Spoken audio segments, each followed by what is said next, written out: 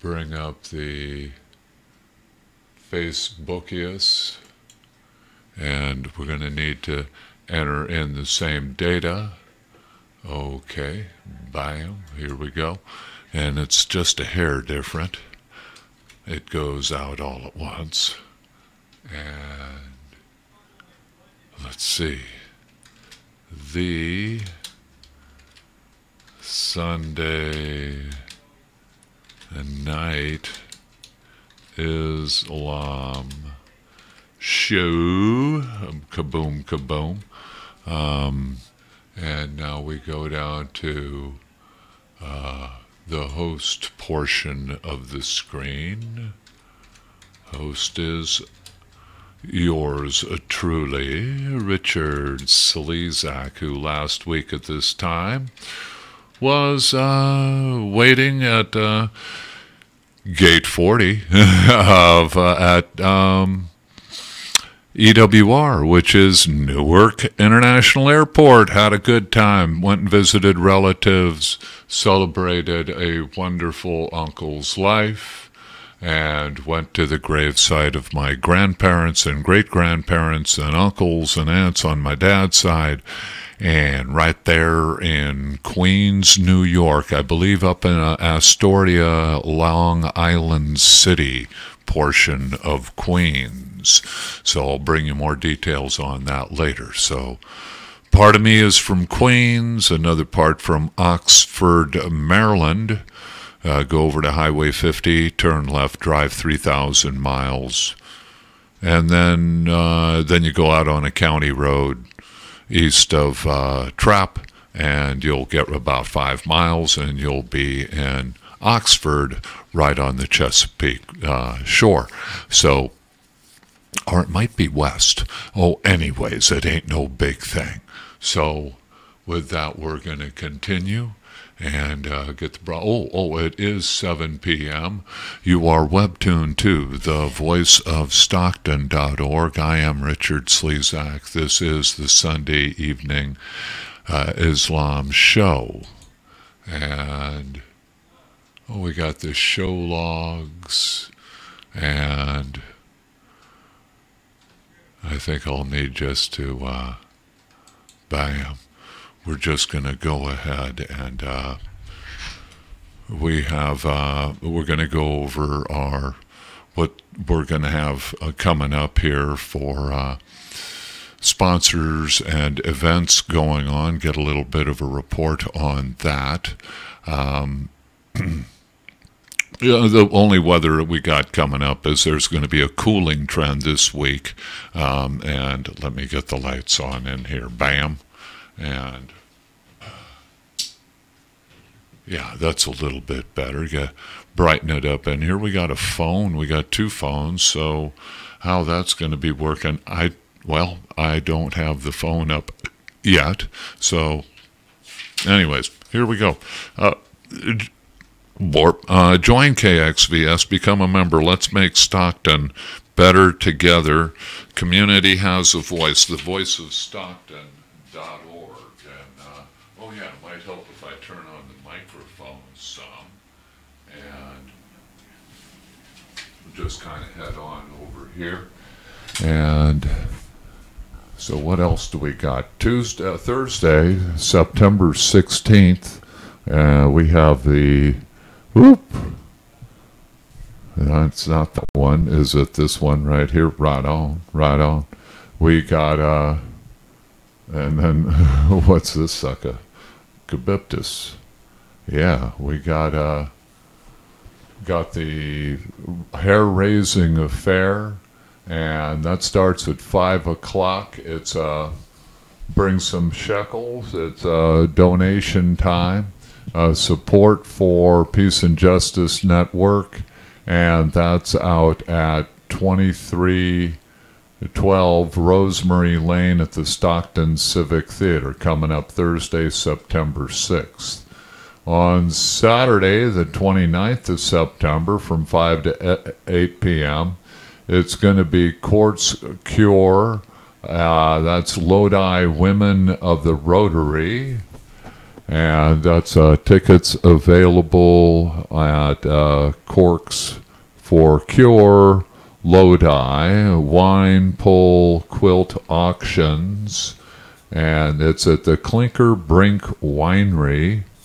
And I'm wound around a camera here, and that's at 15887 Alpine Road. And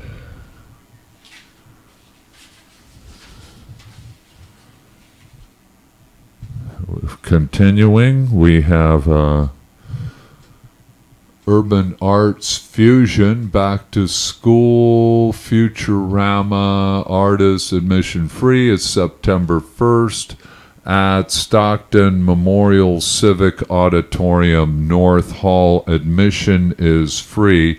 Get invited. All are invited for amateur and professional artists. So go have an art-filled time.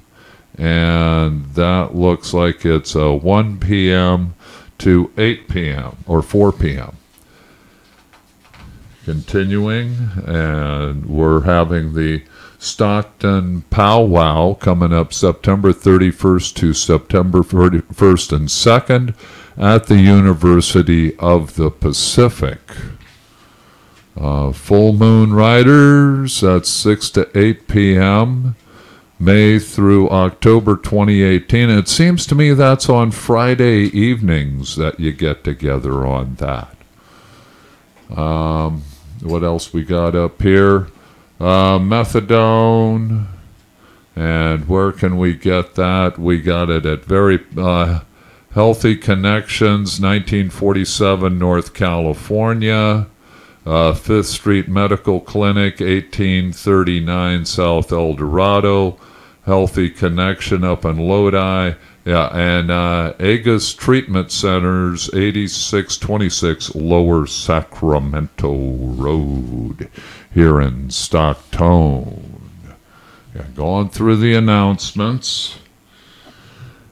And so coming up, that covers our announcements. We do have sponsors, sponsorians. And you can be a sponsor right here.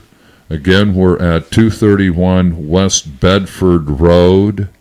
And our phone number in the 209 is 467-32. Wait a minute, that's my home phone. 4455. Nearly gave you my home phone. Yeah, we want to be a sponsor. Oops. Yeah, that's 467-4455. Our sponsors are, hey, let me go over here to where I'm on the camera. The camera. Yeah. Nick Ilyich, he's the sales manager over at Hotel Furniture Liquidators. They got hotel furniture for your house that you can buy, and it's good stuff. And so take it on up with them. And I like those little cameras. Boo! They're actually gigantic orbital objects. They're like 400 yards across. They're enterprise size. They're gigantic cylinders floating up in space that can, that thing right there, that can go 100 times the speed of light. Ha, ha, ha. That's like, not Art Bell, but Alex Jones. That's a model of the spaceship the deep state's got in store for us to be shipped out into the universe and left to freeze to death. No, none of that stuff. Continuing, Hotel Furniture Liquidators, 1646 North Shaw Road. So head on over there, get yourself some good furniture for your house. Hey, for friends and relatives, so make it a point to go. Nearest cross street is East Fremont, east of 99. Good books at Doors Book Recyclery, 2310 Pacific Avenue. And the Miracle Mile Bookstore, 2210 Pacific Avenue. Get books. You could sell books. You could have a good time with books. Feng Tu is the person to book to here in Stockton on Pacific Avenue. Custom Plastics and Signs down on MLK Boulevard. That's in South Stockton. It's actually the 1600 block east-west. That's right there at Edison High. They're actually about 4 blocks east of Edison High at 326 East Dr. Martin Luther King Boulevard. Custom Plastics and Signs, plastic fabrication, plastic sheets, rods, tubes, signage, stencils, vehicle and boat graphics. They print T-shirts and business cards, and they'll make you a beautiful plastic display. Millennium Computer Repair. Get your computer repaired, hardware, software. That means parts you can see and parts you can't. That's at 922-1879. Call Sarfraz Khan, 209-922-1879. Habitat for Humanity Restore. Get stuff for a building, get stuff for your house. Get stuff for your home, furniture, windows, doors, HVAC, building materials, paints, cleaners. You got it. The tools and equipment are to be had at 4933 West Lane, 100 yards south of March Lane. Habitat for Humanity Restore. Tender Donuts, we bake fresh daily. Yes, get your Donut Jones fulfilled. They open at 4:30 and at 5:30 in the morning on Sundays. Tender Donuts, be baked fresh daily till 6 p.m. daily. Leaders T-shirt printing and business cards at 500 East Lodi Avenue in Lodi at Garfield. And those are some of our sponsors. You can be one too. KXVS to be. We're going to be on the FM real soon. We're coming. We're heading in. Going to be exercising our licenses, hopefully in time for the 4th annual. I'm going to do the swing around here. That's a good looking sign. And 4th annual Chicano Community Program Radio Reunion and Car Show fundraiser for KXVS, the voice of Stockton Community Radio. It's coming up on September 9th. 11 a.m. to 6 p.m. out at the 8 Mile Road and I-5 at the big park there. So come on down and have a good time. Bands, mariachis, good food, and tickets on sale now. You can get them right here at 231 West Bedford Road. Also other places, Mudville's Crosstown Market at 35 North Filbert Street, Mexican Heritage Center, 111 South Sutter Street. Cool places to hang out, make it a point to. Yeah, it's going to be at Oak Grove Regional Park coming up on September 9th, and you can get them at the door. So head on, make it a point. Right after church, go and get the cool clothes on. And head on out to Oak Grove Regional Park. Coming up in about, 2-3 weeks. September 9th. Okay. Continuing. We got a show to do here.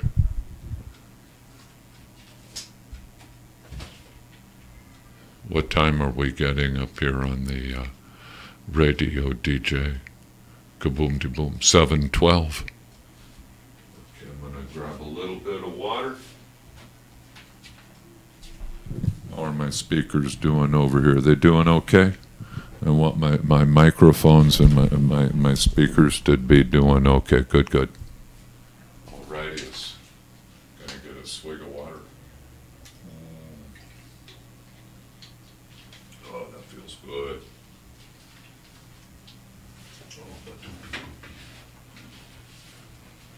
Okay. Alrighty, we're going to be doing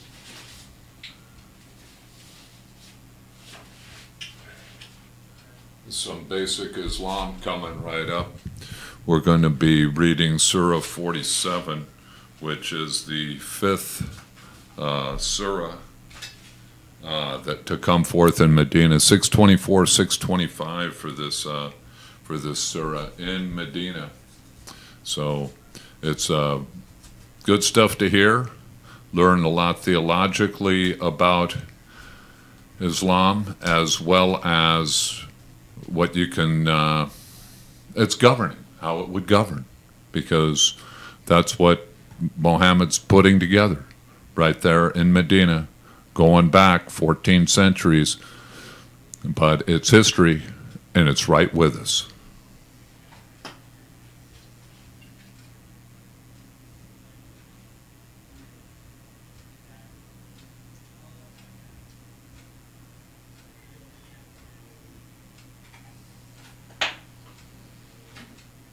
And with that, let me get a pen out.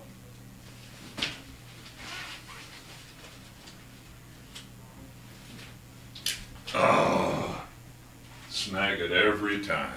Every time. Easily done.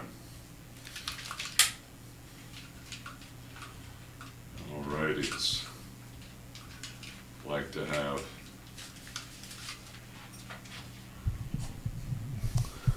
have a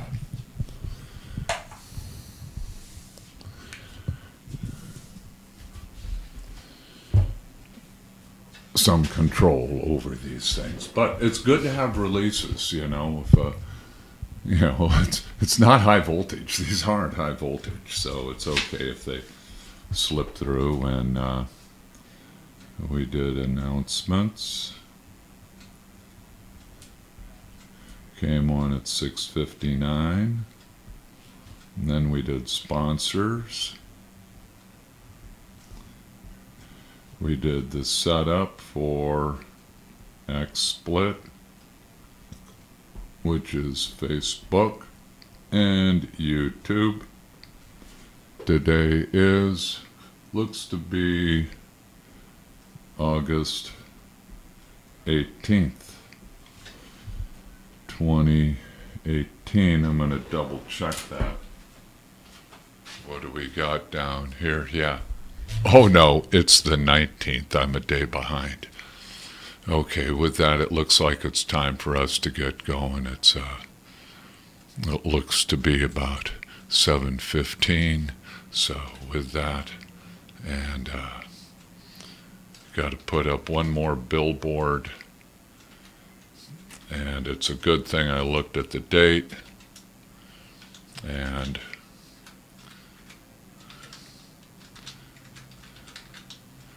here we go with this on the audition. Okay, and we got now 7:16 p.m. and 3, 2, 1.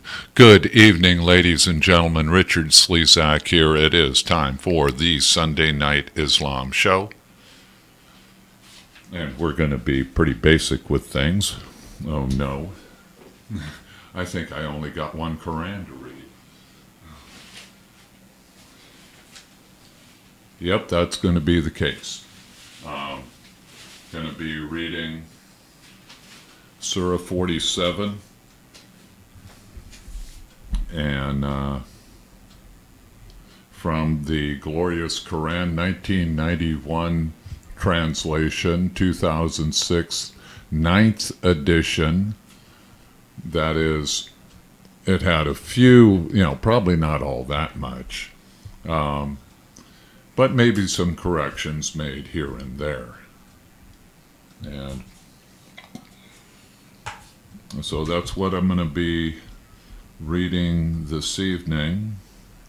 And we might have a somewhat shortened show, but it'll be an hour. And this is Quran, spelled Quran. I have a 1956 translation. I boo-booed and left at home. And it spells it Koran. So both are correct. And it's more of when it was translated, not where, because the change from K to Q was worldwide as far as, it's more a change in Arabic than it is in English, in pronunciations. So that's Sura 8. Don't need to do because we did it. So we're going to 47 and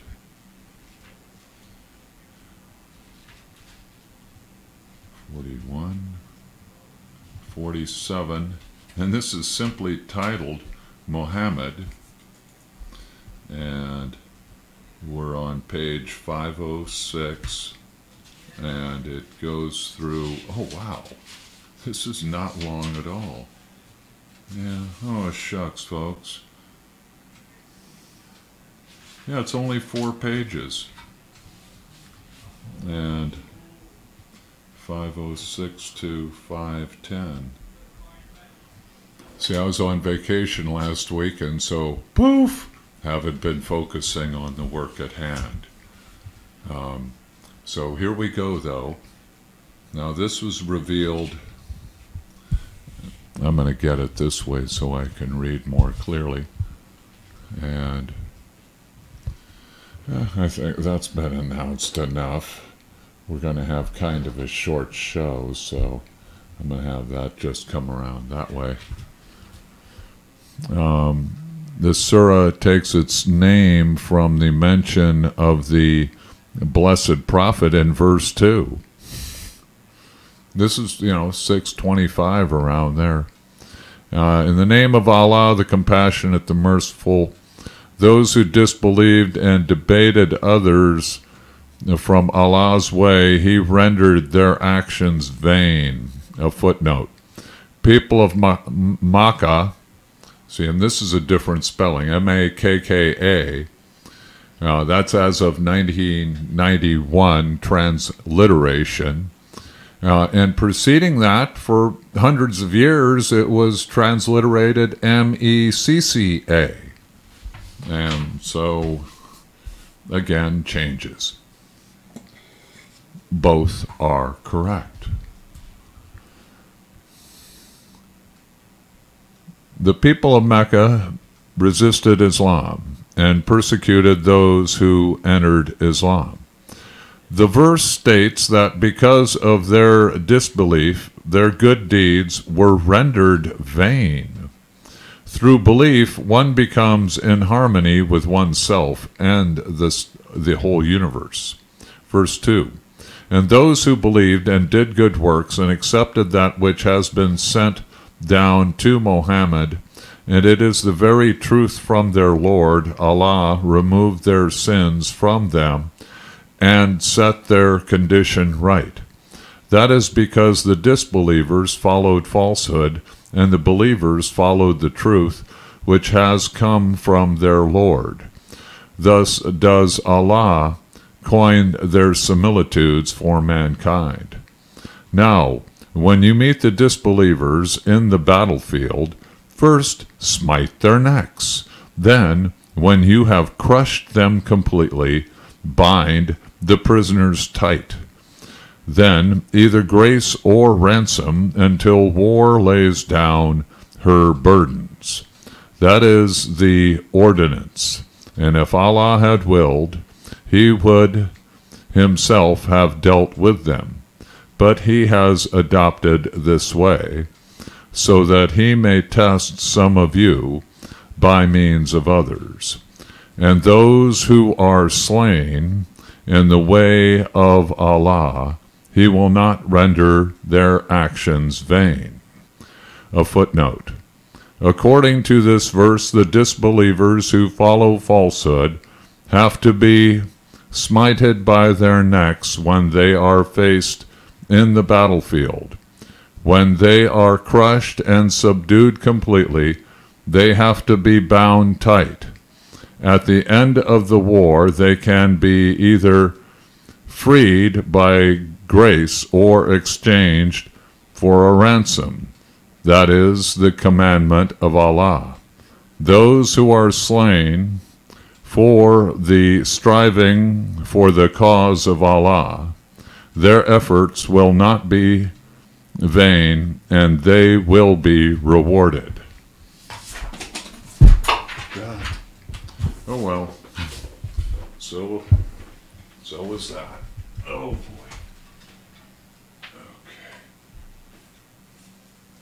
Okay.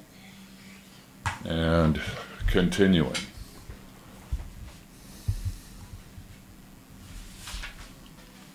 Verse 5, as I have a million little cards here.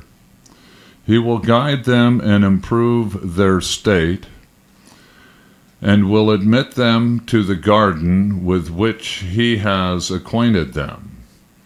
O you who have believed, if you help Allah, he will help you, and make your footsteps firm. As for those who have disbelieved, for them is destruction, and Allah has set their deeds astray. That is because they have hated what Allah has sent down. Therefore he made their deeds fruitless. Have they not traveled in the earth, that they could see the end of those who had gone before them? Allah obliterated them, and the disbelievers are destined for a similar end. Footnote: the disbelievers here are warned how the other nations came before them were destroyed because of their disobedience and wrongdoing.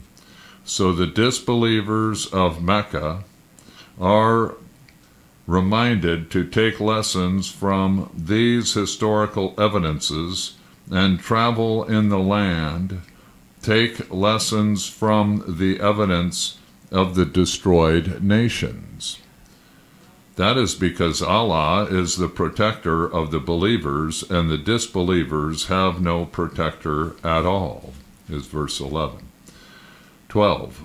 Allah shall admit those who have believed and done good works into the gardens beneath which rivers flow, while the disbelievers take their comfort in this life and eat even as the cattle eat, and the fire is their final abode.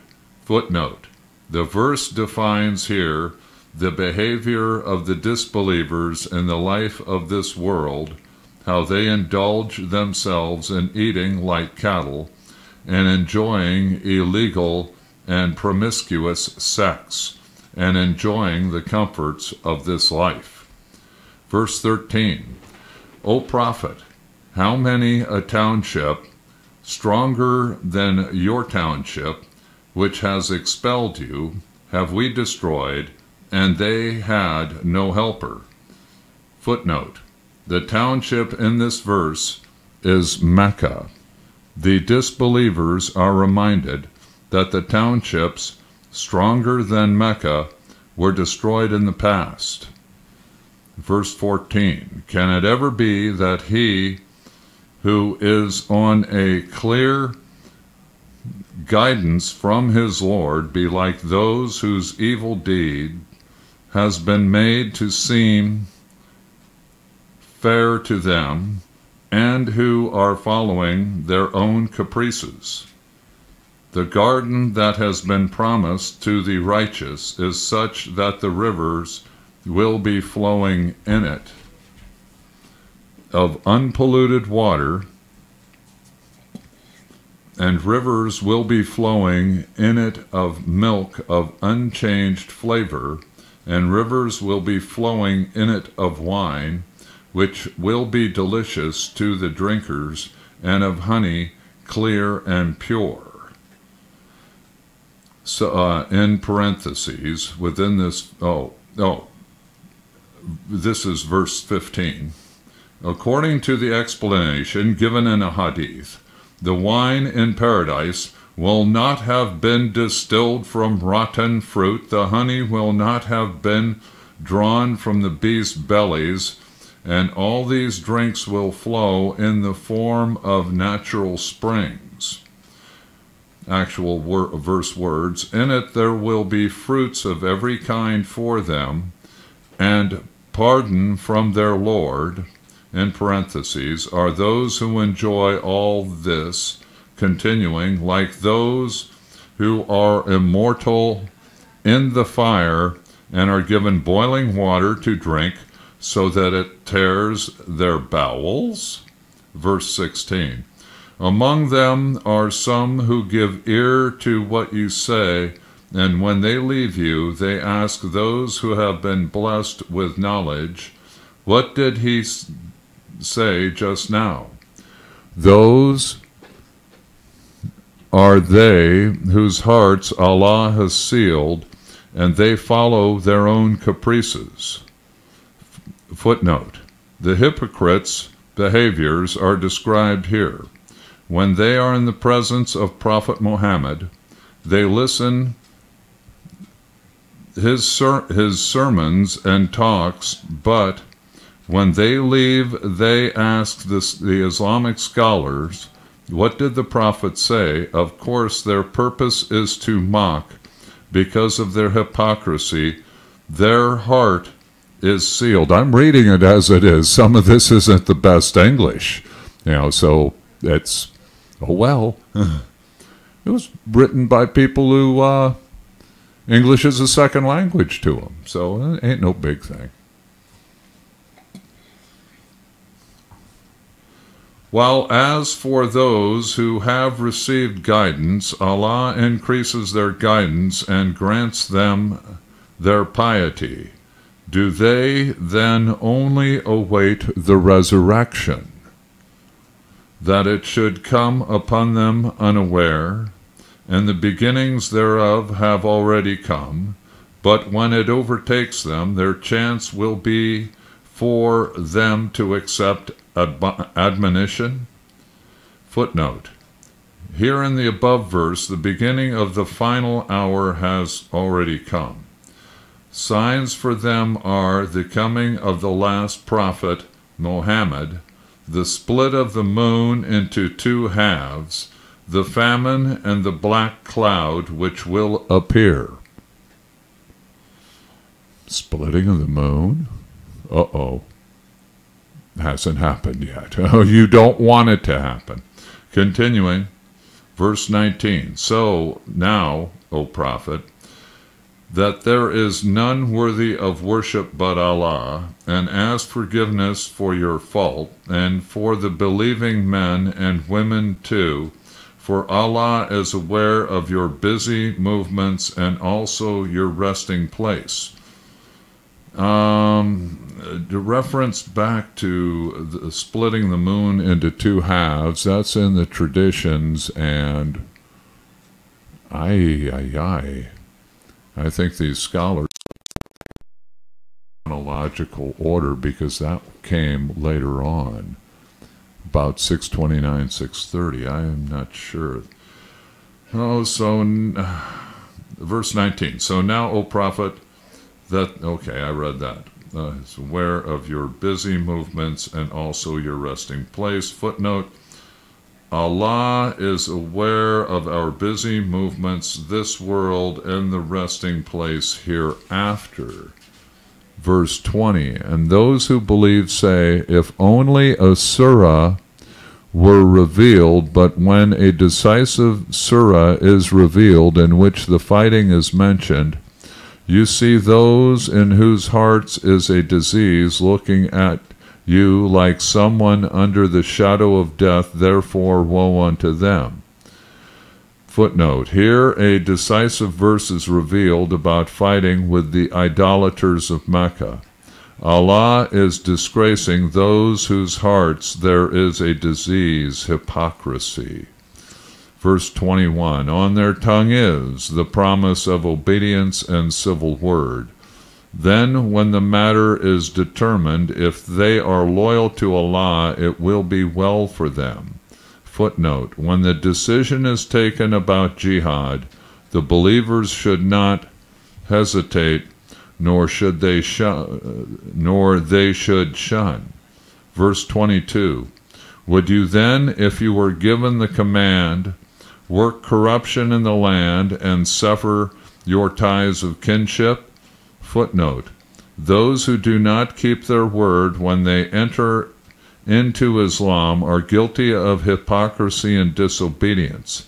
They would be going back as if they are going to live the life of ignorance before Islam.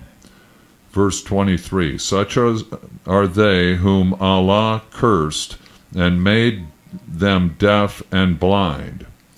Will they then not meditate on the Quran, or are there locks upon their hearts?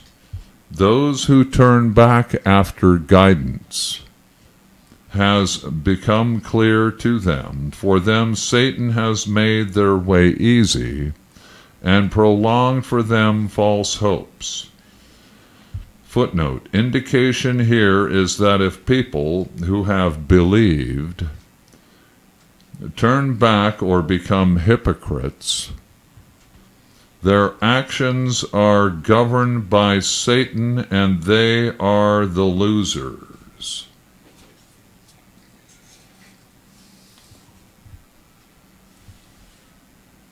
Verse 26, that is because they say to those who hate what Allah has revealed, we shall obey you in some matters. Allah knows their secret affairs well. Footnote, indication is to the hypocrites. Verse 27, then how will it be with them when the angels take their souls, smiting their faces and their backs? That will be because they followed the way that made Allah wrathful and hated to adopt the way of his pleasure. Therefore he has made all their works fruitless. Footnote, this refers to all those works they performed as hypocritical Muslims. Their prayers, their fasting, their payments of zakat, and all other acts of worship and goodness, which in appearance and form are counted among good works, were rendered void, for they failed to adopt the attitude of sincerity and loyalty towards Allah and Islam and the Muslim community, even though they profess to be Muslims, but on the contrary, they conspired with the enemies of Islam merely for worldly gains. Verse 29, or do those whose hearts is a disease deem that Allah will not expose their rancor?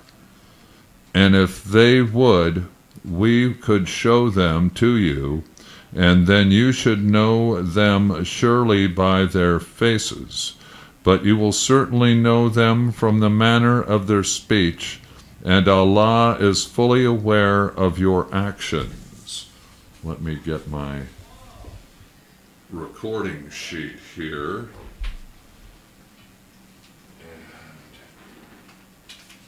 Oh boy.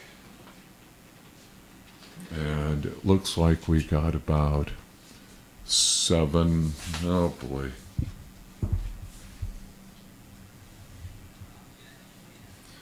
Well, I need to get another pen out, but we'll just continue.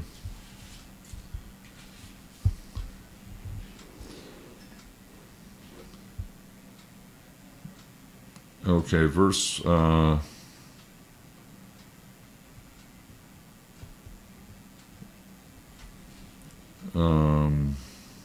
okay, 29. And those whose hearts is a disease deem that Allah will not expose their rancor.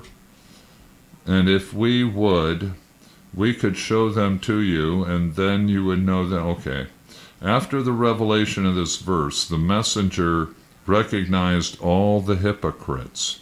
Verse 31, and verily we shall try you till we know those of you who strive hard and the steadfast, until we test your record. Oh my.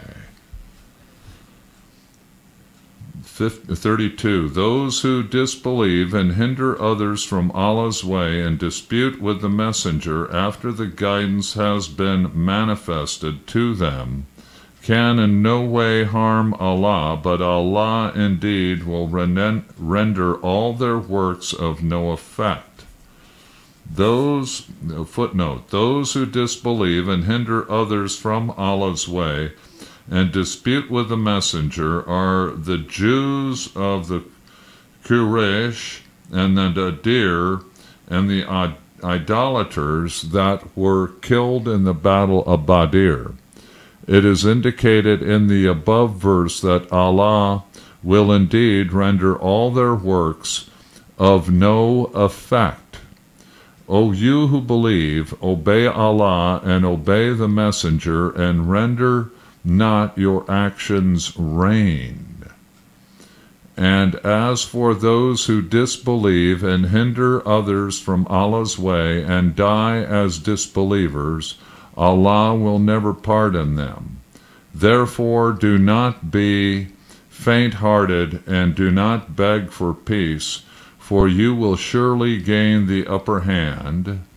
In parentheses, it should be remembered that when this discourse was revealed, only a handful of the Muslims, consisting of some hundreds of the Muhajirin and the Ansar, living in the small habitation that was Medina, were upholding the standard of Islam, although faced by the whole of the pagan Arabia.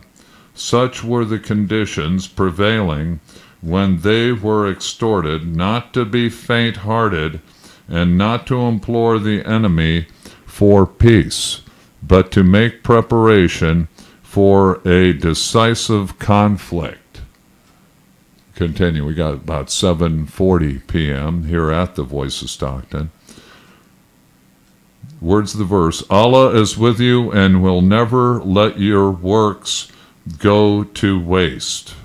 Verse 36, the life of the world is but a sport and a pastime. If you believe and follow the way of piety, he will give you your rewards and will not ask you for your wealth. And a footnote, that is, Allah is self-sufficient. He does not need to take anything from you for himself. If he tells you to spend something in his way, he does so not for himself, but only for your own good. Verse 37, if he were to ask it of you and press you, you would be niggardly, and he would bring your malice out. Footnote, the test that man faces in regard to worldly belongings is discussed here. Verse 38, behold, you are those who are called to spend in the way of Allah, yet among you there are some who hoard, whereas the one who is niggardly is in fact being niggardly only to himself. Allah is rich, it is you who are the needy. If you turn away, Allah will replace you with another folk, and they will not resemble you. Footnote, the believers are supposed to spend what is prescribed to them.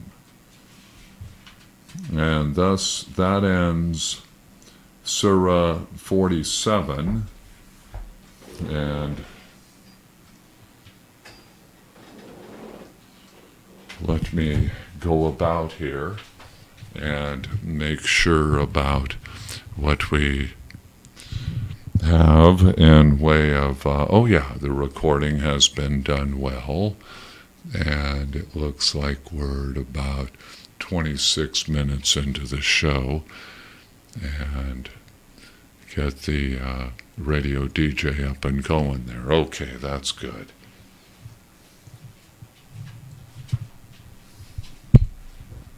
And we have 7:42.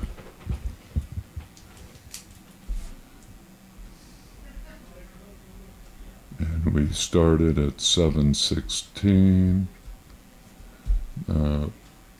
reading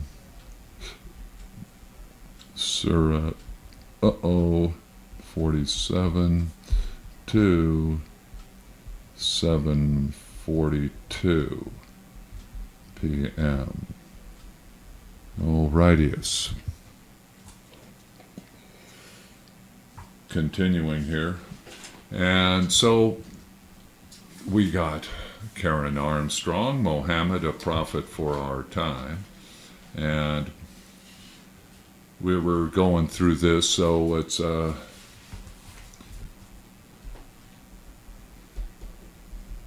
time for a history lesson. And that's Mo A-P-F-O-T. And this will be from page 105 on. Alrighty.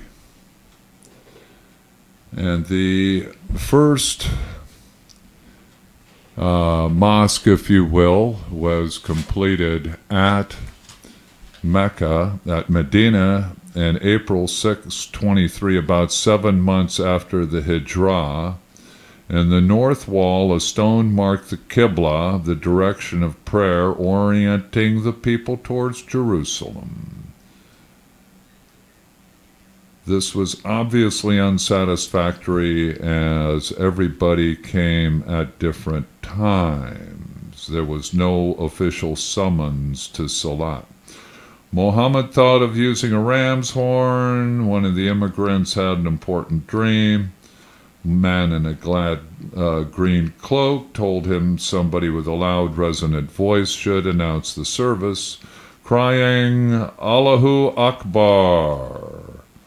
Bilal, the former Abyssinian slave with a big voice, obvious choice. Every morning he climbed to the top of the tallest house in the vicinity of the mosque, and on the rooftop, waiting for dawn, he would stretch out his arms. Before beginning the call, would pray, "O God, I praise Thee and ask Thy help for the Quraysh, that they may accept Thy religion."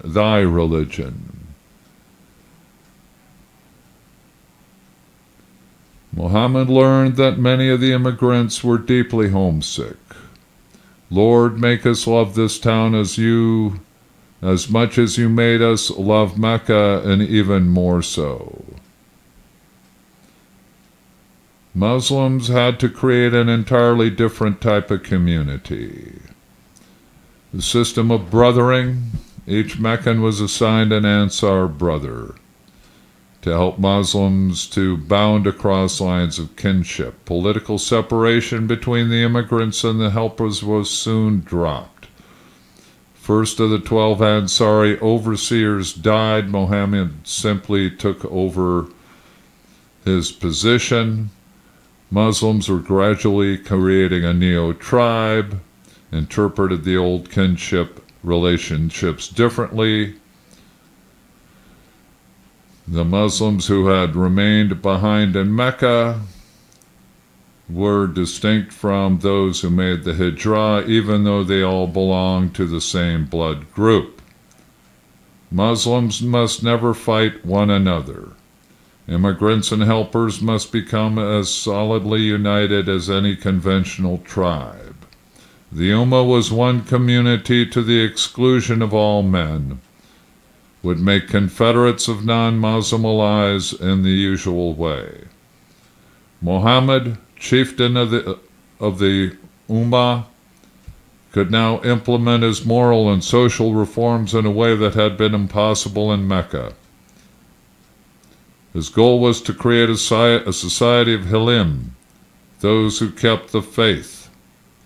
Mu'min were not simply believers.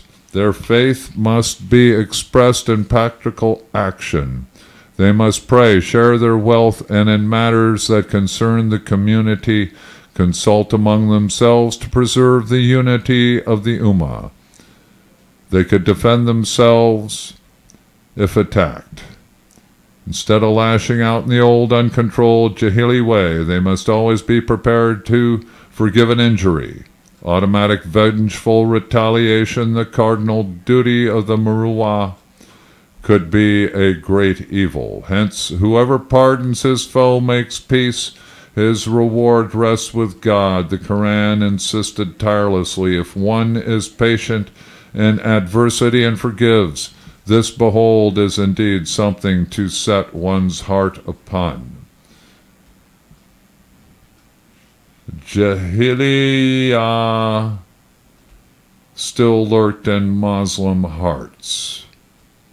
One of the pagan Arabs noticed a crowd of Muslims, included members of both Aus and Khazraj, chatting together. He was furious. Clearly Islam was making them soft and feeble. He ordered a young Jewish man to sit near the group and recite poems that reminded them of their old bitter feuds. The ingrained tribal chauvinism flared up. The Muslims were soon at one another's throats. Muhammad hurried to the scene in great distress. When I am here among you, you were tempted by the call of Jahiliyyah. When God has guided you, honored you, and cut off thereby the bond of Jahiliyyah from you, delivered you from the state of defiant ingratitude, kufar, and made you friends of each other's, deeply ashamed, the Ansar wept and embraced. Not all the Muslims of Medina were committed to change. Some embraced Islam merely for material gain. They were sitting on the fence, waiting to see how this new venture would turn out. They were called waverers or the hypocrites. We just read about them. Mujnafiqin, because they were not sincere, and they get that word, munafiqin. When they were with devout Muslims, they cried, "We believe as you believe." In the company of doubters, they assured them, "Verily, we are with you. We were only mocking." Their leader was Ibn Ubay. He had become a Muslim, but remained resentful and critical of the new faith. Muhammad always behaved respectfully to him and allowed him to address the community every week during Friday prayers, but from time to time his buried hostility came to the service. "Don't be hard on him," one of the helpers begged Muhammad. "For before God sent you to us, we were making a diadem to crown him, and by God, he thinks you have robbed him of a kingdom." The Jews were becoming hostile to the newcomers. Muhammad did not expect them to convert to Islam. His conflicts with them, though, were political and economic. The Jews' position on the oasis deteriorated. Muhammad succeeded in reuniting the Aus and the Khazraj, and that took away the Jews' chances of attaining their former supremacy. Hence, 3 of the largest Jewish tribes thought it wiser to support Ibn Ubay than the pagan Arabs in the oasis, who remained opposed to Muhammad. The early Muslim historians tell us they mounted a scholarly polemic against the theology of the Quran, but this probably reflected Jewish-Muslim debate during the 8th and 9th centuries. The Jews of the 7th century Medina only had limited knowledge of the Torah and the Talmud, were not strictly observant, and most were used to seeing their faith as a variant of Arabian religion. The idea of an Arab prophet was not strange to them. They had popularly called one of their own Ibn Sayyad. He wrapped himself in a cloak, recited inspired verses, and claimed to be the apostle of God. The Muslims probably encountered a good deal of popularist religious chauvinism in Medina. Ibn Ishaq tells us that when they came to the mosque, some of the Jews would laugh and scoff at the Quran. Many Jews were friendly, and Muhammad probably learned a great deal from them, but some of the people of the book had ideas that he found very strange indeed. Exclusive religion was alien to Muhammad. He hated sectarian quarrels, was offended by the idea of a chosen people. He was bewildered to learn that some Christians believed God was a Trinity and that Jesus was the Son of Allah. He remained convinced that these peculiar notions were the heretical deviations of a deluded minority.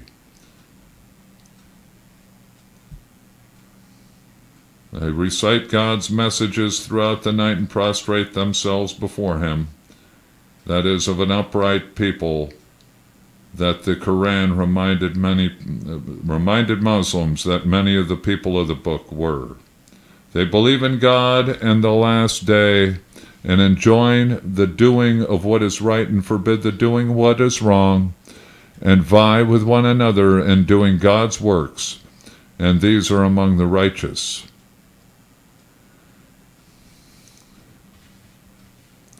People of the book attack their faith. Muslims must behave with Hilm and courteously reply, God knows best what you are doing. Muhammad, like the Hanifs, decided to return to the religion of Abraham, who was neither Jew nor Christian. He lived long before the Torah, the Gospel. The Quran started to apply the words Hanif and Hanafiya to the Muslims and Islam, but gave them new interpretations. Simply meant total submission to God. This had been the original unadulterated message of the prophets before it had been corrupted by sectarian chauvinism. Muhammad said that Abraham was one who surrendered himself, a man of pure faith, that is, Hanif. Abraham and Ishmael had rebuilt the Kaaba together, and that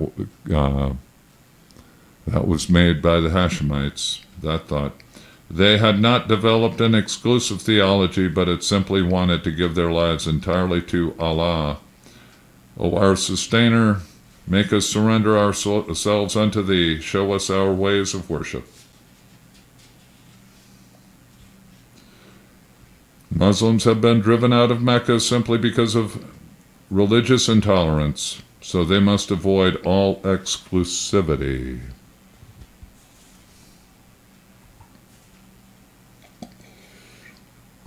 True Muslims merely say, Behold my prayer, and all my acts of worship, and my living and my dying are for God alone, the sustainer of all worlds. It was idolatry to take pride in belonging to a particular religious tradition rather than concentrating upon Allah himself. And January 624, the Qibla changed from Jerusalem to Mecca.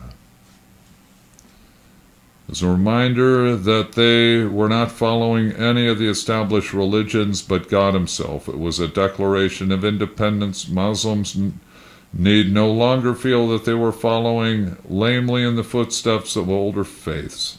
Hold them not in awe, but stand in awe of me and obey me. They all love the Kaaba, that is, the helpers and the immigrants, which was more deeply rooted in Arab tradition than the distant city of Jerusalem. The Kaaba was in Mecca. Relations with the Quraysh had recently become more strained than ever before. Muhammad and the community had been restlessly turning this way and that. Muhammad knew that a prophet had to make a difference in the world. He had to put God's revealed will into practice and create a just, egalitarian society. Muhammad began to implement his social reforms. He knew that he would make no lasting impression on Arabia as long as he was confined to and isolated in Medina. Mecca, the mother of cities, was crucial to the development of the peninsula. Arabia needed the commercial genius of the Quraysh. Mecca was now the center of the Muslim world. They yearned toward it in prayer several times a day, but it was coming to seem like an absent, inaccessible lover. Muhammad realized that Mecca was the key to his mission. Hostility of the Quraysh had eradicated the Ummah from the tribal map and pushed it into a political limbo. Islam was doomed to marginality without Mecca. Most of the Quraysh seemed to have forgotten all about the Muslims. Before Muhammad could seek reconciliation with Mecca, he had to make the Quraysh take notice of him. Mohammed was still on trial in the late winter of 624. They had defied the might of the Quraysh by taking the migrants in because defied the might. They expected some material advantage, and here too Mohammed had to deliver. He had to ensure the immigrants did not become a drain on the economy, but it was difficult for them to earn a living. The immigrants had no experience of farming.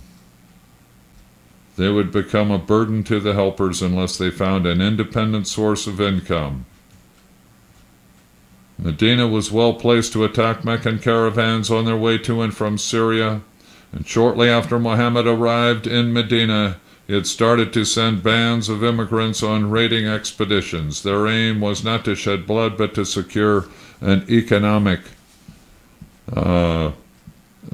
income by capturing camels, merchandise, and prisoners who could be held for ransom.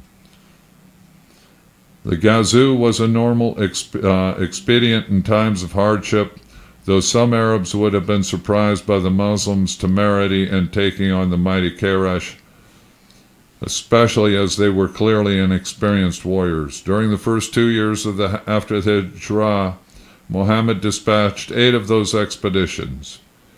He did not usually go himself, but commissioned people such as Hamza and Ubadah ibn Harith, but it was difficult to get accurate information about the caravan's itinerary, and none of these early raids was successful. The Quraysh were not a warlike people. Muhammad was not discouraged. The immigrants desperately needed an income. Plunder was not his primary objectives. It did bring the Muslims the attention of Mecca. The Quraysh were rattled. They had to take precautions they had never taken before. Merchants complained that they felt vulnerable. They had to make inconvenient detours, and the flow of trade in and out of Mecca was slightly disrupted. September 623, Muhammad himself led a ghazoo against a large caravan led by Umayyah ibn Khalaf. The spoils looked so promising that the record 200 Muslims volunteered for the expedition, but yet again the caravan eluded the raiders and there was no fighting. Looks like we got 8 p.m. here at the Voice of Stockton, KXVS to be. I am Richard Slezak. This is the Sunday Night Islam Show. It's history lesson time. In the steppes, the ghazoo needed no theoretical justification. It was seen as an unavoidable necessity in a time of scarcity. Muhammad had been determined to transcend the old tribal norms. The Quran instructed Muslims to say peace be with you to the kafirin, not to attack them while they were going about their business. Shortly after Muhammad arrived in Medina, he received a revelation that took a more militant line. Permission to fight is given to those against whom war is being wrongfully waged, and verily God has indeed the power to succor them, those who have been driven from their homelands against all right for no other reasons. They're saying, our sustainer is God. For if God had not enabled people to defend themselves against one another, all monasteries and churches and synagogues and mosques, in all of which God's name is abundantly extolled, would surely have been destroyed. The Quran had begun to develop a primitive just war theory. Aggressive warfare was praiseworthy, but in the Quran, self-defense was the only possible justification for hostilities, and the preemptive strike was condemned. War was always considered a terrible evil, but it was sometimes necessary in order to preserve decent values, such as the freedom of worship. Even here, the Quran did not abandon its pluralism. Synagogues and churches, as well as mosques, should be protected. The Muslims felt they had suffered a fearful assault. Their expulsion from Mecca was an act that had no justification. Exile from the tribe violated the deepest sanctions of Arabia. It had attacked the core of the Muslims' identity. Muhammad had embarked on a dangerous course. He was living in a chronically violent society, and he saw these raids not simply as a means of bringing in much-needed income, but as a way of resolving his quarrel with the Quraysh. Waging war for the sake of peace is a high-risk venture. Ruthlessness of battle can lead to actions that flout the very principles that the warriors are fighting for, so that in the end neither side can claim the high moral ground. Muhammad tried to give Ghazou ethical grounding, but he had no experience of a long military campaign and would learn that once it had started, the cycle of violence achieves an independent momentum that can spin tragically out of control. January 624, before the change of the Qibla, had his first experience in the unpredictability of warfare. The immigrants were becoming more confident. The winter months, the Quraysh sent their caravans south, so they no longer had to pass Medina. Ever anxious to attract their attention, a small party of 9 went to attack one of these southbound caravans. Rajab, one of the sacred months. It was near the end of the month. All fighting was forbidden.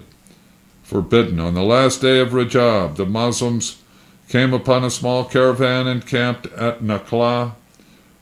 What should they do? Till the following day, when the truce ended, the caravan would be able to return unscathed to Mecca. They decided to attack. The first arrow killed one of the merchants.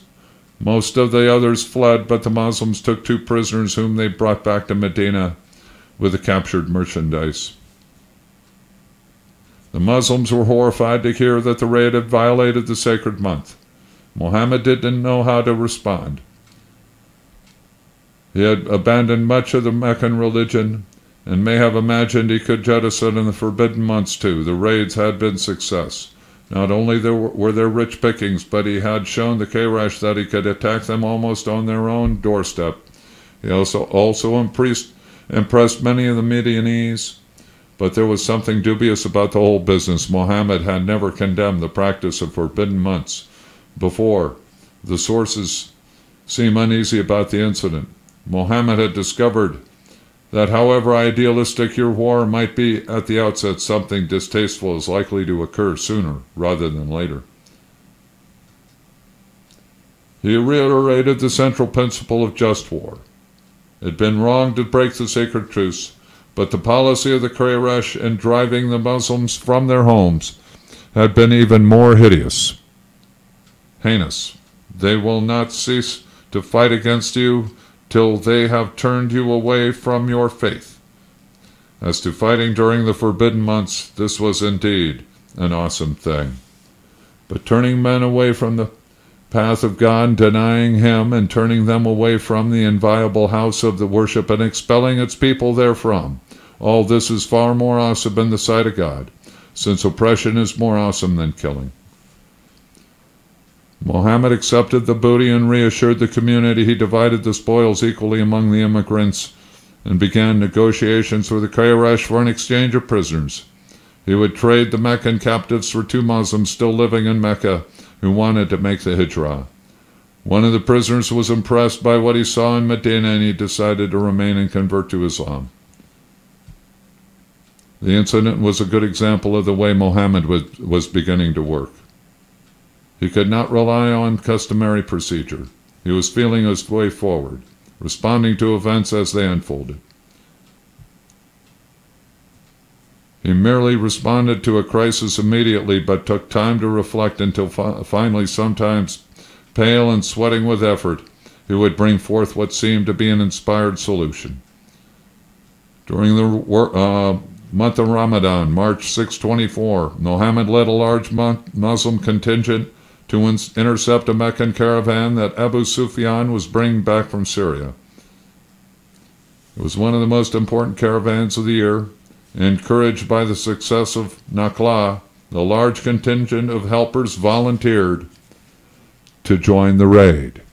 It looks like we got about 8:08 p.m. here at the Voice of Stockton. I am Richard Slezak on KXVS, Low Power FM Community Radio to be. It's history time. We're in the spring of 624 in Medina. 314 Muslims set out from Medina and rode to the Well of Badr, near the Red Sea coast, where they hoped to ambush the caravan. Expedition would be one of the most formative events in the early history of Islam. It seemed to just another Ghazoo. Several of the most committed Muslims stayed home, including Uthman bin Affan, whose wife, Ruqayya, the Prophet's daughter, was dangerously ill. Abu Sufyan got wind of the Muslims' plan. He turned sharply away from the coast and dispatched a local tribesman to Mecca to get help. The Quraysh were incensed at Muhammad's insolence. Abu Jahl was eager for the fray. The obese Umayyah al-Khalaf was crammed into his armor, and even members of Muhammad's own family rode out against him, convinced that this time he had gone too far. Abu Lahab was sick, but two of Abu Talib's sons, his uncle Abbas and Khadija's nephew Hakim, joined the 1,000 men who rode out of Mecca that night and took to the road to Badr. Abu Sufyan had managed to elude the Muslims and taken the caravan beyond their reach. He sent word that the merchandise was safe and that the army should turn back. The success made it clear that when it came to the point of many, Quraysh were reluctant to fight their kinsmen, but Abu Jahl would have none of this. By Allah, he cried, we will not go back until we have been to Badr. We will spend 3 days there, slaughter camels and feast and drink wine, and the girls will play for us. The Arabs will hear that we have come, and will respect us in the future. Abu Jahl had little conception of the horror of war, which he seemed to envisage as a kind of party complete with dancing girls. The Quraysh were far removed from the steps that warfare had become, a chivalric sport that would enhance the prestige of Mecca. After the trauma and terror of the Hijrah, the immigrants could not view the situation with confident, carefree light. The Muslims were vastly outnumbered. They did not expect a full-scale battle.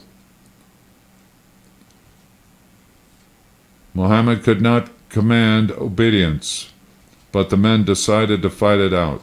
As Sa'd ibn Mu'adh said on behalf of the helpers, we have given you our word and agreement to hear and obey, so where you wish we are with you. And by God, if you were to ask us to cross the sea and you plunged into it, we would plunge into it with you. We are experienced in war, trustworthy in combat.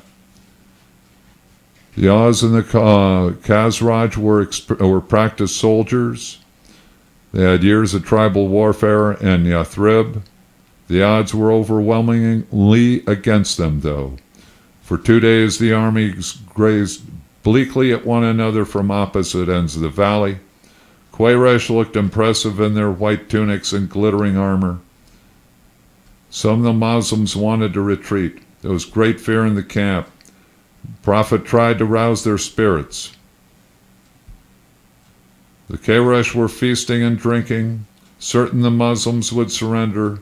Muhammad was making practical preparation. He lined up his troops in close formation and positioned the men by the wells, depriving the Quraysh of water and forcing them, when the time came, to advance uphill, fighting with the sun in their eyes.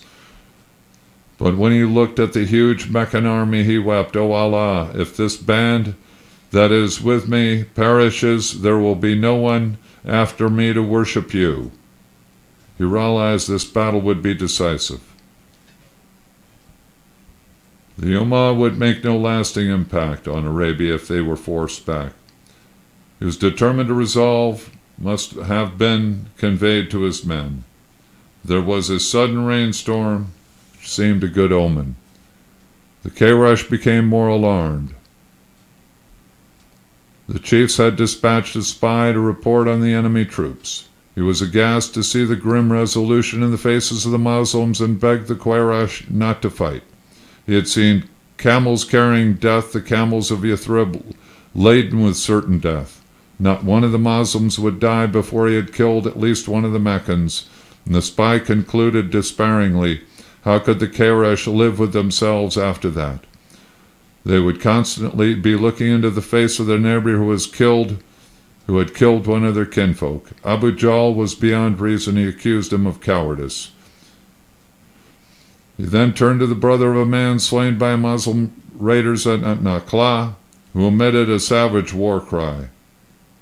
War is kindled and all is marred, and their folk held stubbornly to their evil course. The Keresh began to advance slowly over the sand dunes. Muhammad refused to strike first. Seemed reluctant to unleash his men until Abu Bakr told him to leave his prayers and engage his troops. The Keresh soon found that they were getting the worst of it in the fierce skirmish. They fought with careless bravado as though this was a nightly tournament. The Muslims did have a disciplined plan. They began by bombarding the enemy with arrows, drawing their swords for hand-to-hand combat only at the last minute.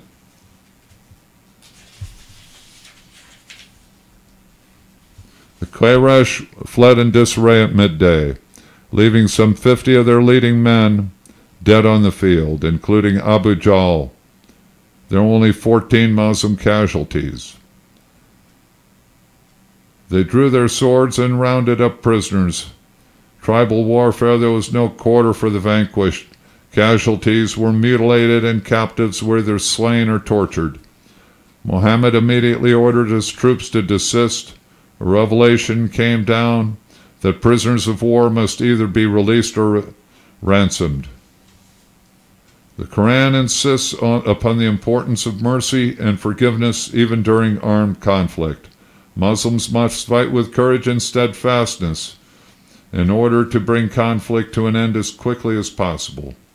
Muslims must lay down their arms when the enemy asks for peace. They must accept an offer of truce, whatever conditions are imposed, even if they suspect the enemy of double-dealing. It's important to fight persecution and oppression. It's much better to sit down and solve the problems by courteous discussion.